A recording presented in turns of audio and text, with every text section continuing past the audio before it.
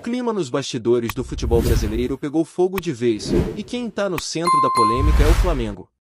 Acontece que o rubro-negro entrou na justiça e conseguiu uma liminar que impediu o repasse de 77 milhões de reais que seriam pagos pela Globo aos clubes da Libra pelos direitos de transmissão do Campeonato Brasileiro. E aí já dá para imaginar o tamanho do estrago, né? Clubes como Bahia, São Paulo, Palmeiras, Santos, Atlético Mineiro, Red Bull Bragantino, Vitória e tantos outros ficaram na mão. É grana que já estava praticamente na conta, dinheiro que muitos já contavam para fechar o mês, honrar compromissos e reforçar o elenco. Só que agora, por causa de uma ação do Flamengo, tudo foi travado.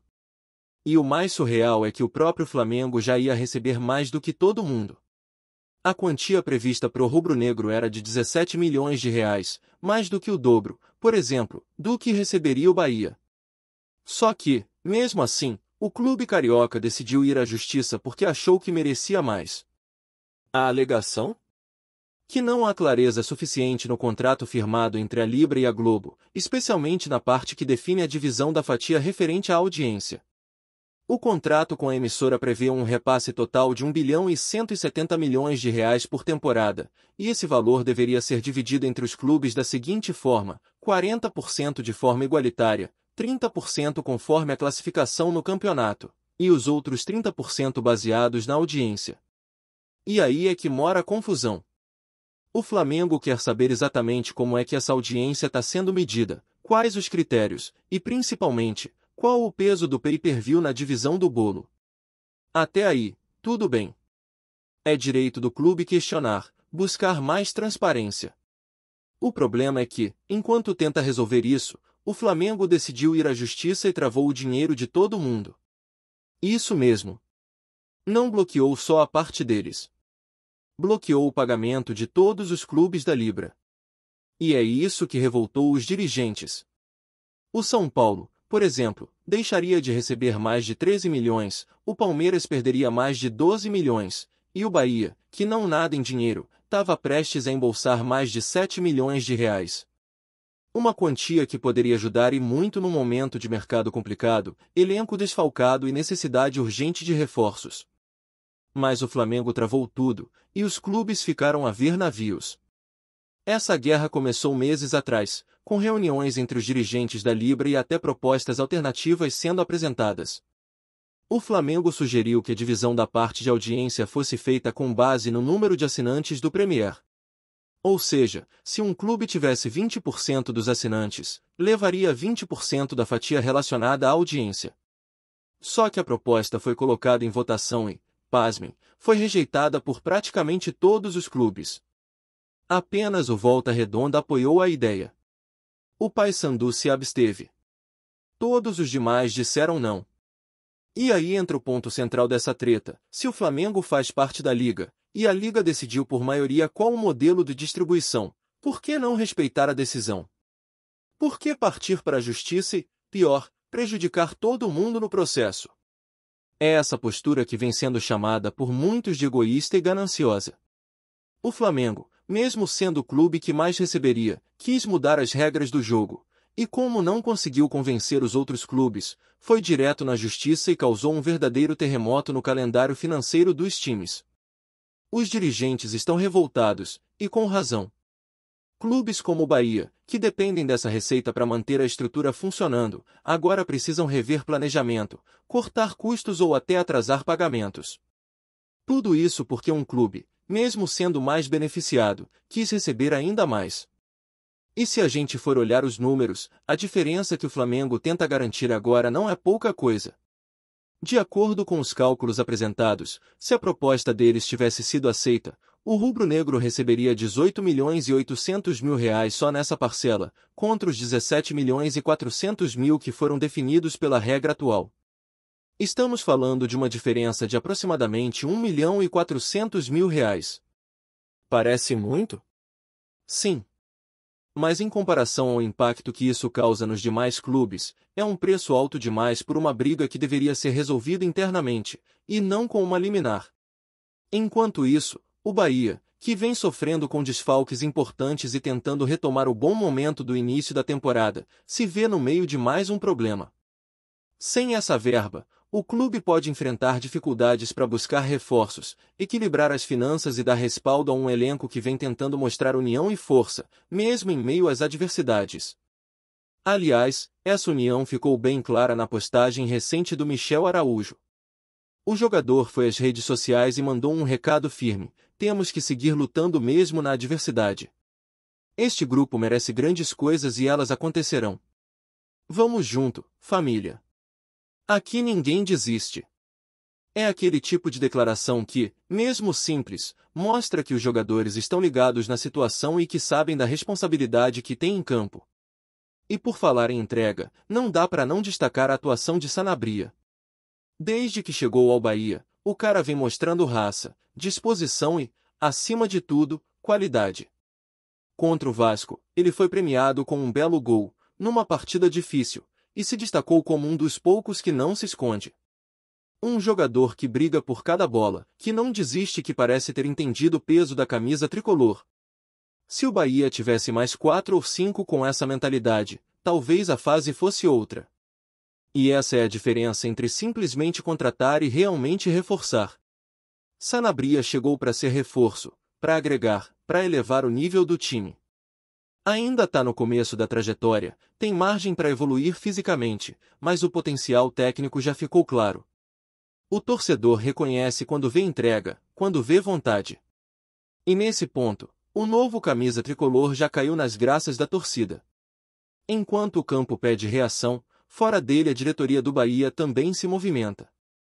Um encontro que chamou atenção recentemente foi entre o CEO da Liga do Catar e representantes da SAF tricolor. A visita, que teve presença do diretor Antero Henrique e do empresário Paulo Pitombeira, levantou especulações sobre possíveis parcerias ou investimentos futuros. Apesar de não se tratar de uma negociação para a aquisição do clube, o encontro mostra que o Bahia está no radar de investidores internacionais. E se esse tipo de reunião se transformar em frutos lá na frente, como contratações, intercâmbio de jogadores ou até patrocínios, melhor ainda. Mas voltando à arbitragem, que sempre vira pauta quente, o próximo jogo contra o Palmeiras será apitado por Anderson Daronco. E quem conhece o histórico do árbitro sabe que ele costuma ser rigoroso, média de 4 cartões amarelos por jogo e já distribuiu 4 vermelhos só nesta edição do campeonato. Foi ele quem apitou Flamengo e Bahia, quando o tricolor perdeu por 1-0 e viu Gerson ser expulso, mas Varela escapou da punição mesmo após dar uma cotovelada em Caio Alexandre, que precisou até fazer procedimento no nariz. Ou seja, um juiz que deixa margem para interpretações e que preocupa, ainda mais num duelo onde o Bahia já chega cheio de desfalques. Tudo isso escancara, mais uma vez, como o futebol brasileiro precisa avançar em gestão e, principalmente, em união. Quando um clube decide agir sozinho, passando por cima da maioria, o que se tem é caos. E nesse caos, quem sofre são os que menos podem se defender. Clubes como o Bahia, que fazem parte de um projeto de SAF e tentam se reerguer com planejamento, são prejudicados por uma disputa onde o interesse coletivo foi deixado de lado. E ainda tem muita água para rolar. A liminar tá valendo, mas pode cair. A briga vai seguir nos tribunais. Enquanto isso, o Bahia e os outros clubes da Libra seguem no prejuízo, sem saber quando ou se vão receber o dinheiro que já era dado como certo. Enquanto o imbróglio jurídico se arrasta, a realidade dos clubes brasileiros bate a porta com toda a sua força. O que o Flamengo fez ao acionar a justiça e travar o pagamento da Globo não foi apenas um movimento estratégico, foi um abalo direto na estrutura financeira de boa parte das equipes da Série A. E isso acontece no momento em que a maioria desses clubes já enfrenta dificuldades para manter seus compromissos em dia, pagar salários, investir no elenco e manter a competitividade em alto nível. O Bahia, por exemplo, tinha 7 milhões de reais para receber, valor que poderia representar reforço na folha, contratação pontual ou até mesmo um fôlego para atravessar esse período conturbado da temporada. Só que tudo isso foi por água abaixo com uma canetada do jurídico rubro-negro. E o mais contraditório disso tudo é que o Flamengo não está sendo lesado. Pelo contrário. Mesmo sob o modelo atual, já era o clube mais beneficiado, recebendo mais que o dobro do que alguns de seus concorrentes. A briga deles é por uma fatia ainda maior do bolo, baseada numa proposta que foi votada e rejeitada pela maioria.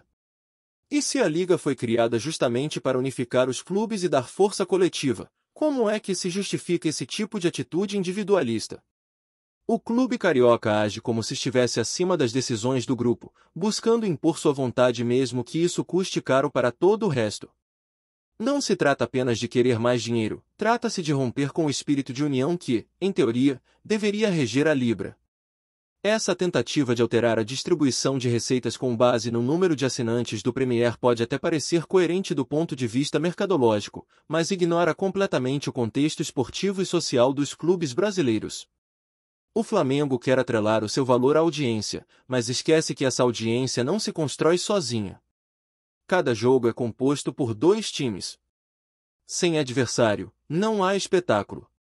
E se os adversários estão financeiramente sufocados, o nível do campeonato cai, a competitividade despenca, e a audiência também sofre. É um ciclo. Um clube que se fortalece sozinho, enquanto os demais enfraquecem, pode até dominar por um tempo, mas o produto como um todo perde valor. E isso, no fim das contas, atinge até quem mais lucra. A verdade é que o futebol brasileiro ainda engatinha quando o assunto é gestão coletiva. A Libra nasceu como uma tentativa de mudar isso, de unir forças para negociar melhor, atrair mais dinheiro e distribuir de forma justa. Mas o que se vê agora é uma rachadura profunda dentro da própria organização. O Flamengo, que deveria ser um pilar dessa transformação, acaba agindo como agente desestabilizador. E isso gera um precedente perigoso.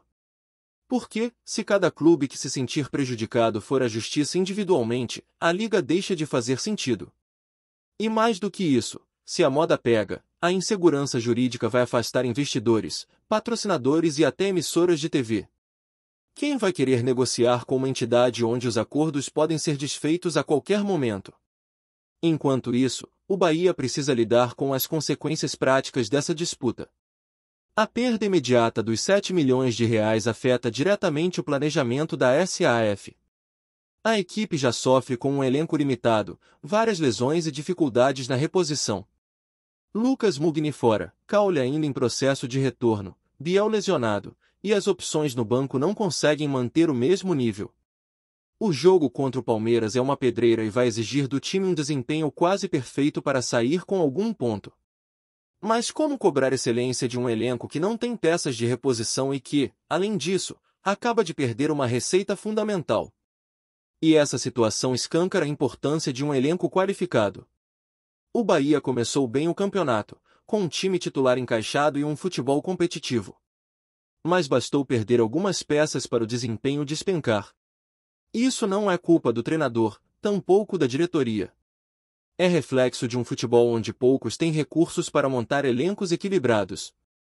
Por isso, cada centavo conta. Cada parcela de cota de TV é crucial.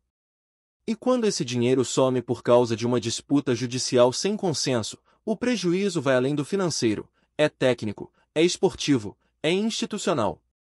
Mesmo assim, dentro de campo, ainda há quem tente remar contra a maré. Sanabria é o exemplo mais claro disso. Chegou, vestiu a camisa e assumiu responsabilidade. Mostrou personalidade, intensidade e qualidade técnica. Jogador que brilha em todas as divididas, participa da construção, finaliza com precisão e não se esconde em momento difícil. É o tipo de contratação que o Bahia precisa repetir. Não basta encher o elenco, é preciso acertar nos nomes. E Sanabria, ao que tudo indica, foi um golaço da SAF. Mas ele sozinho não vai resolver tudo. É preciso reforçar, dar mais opções ao treinador e recuperar a confiança do grupo. E para isso, investimento é fundamental. Com a liminar travando dinheiro, essa missão fica ainda mais difícil. Gostou da informação?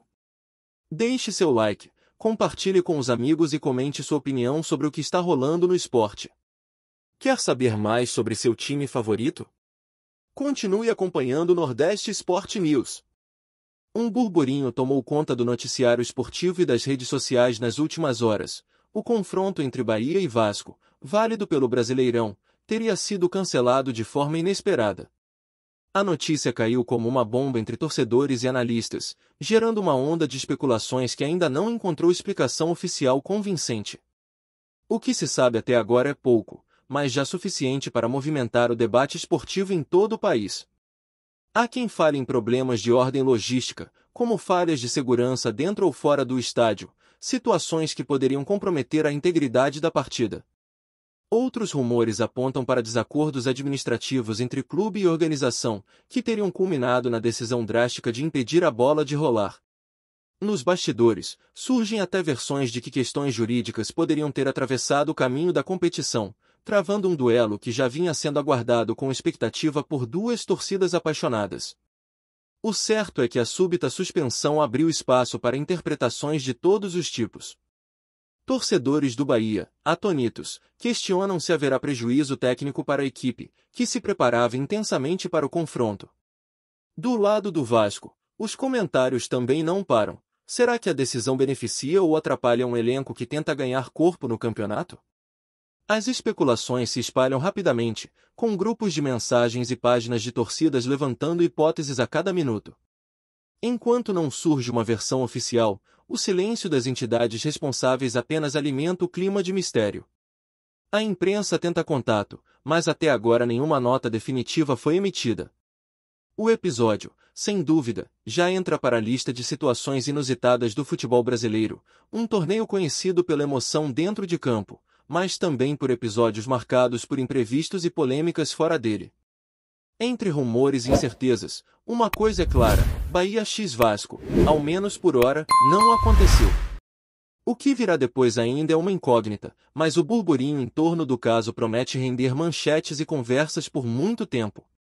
Obrigado por assistir ao Nordeste Sport News.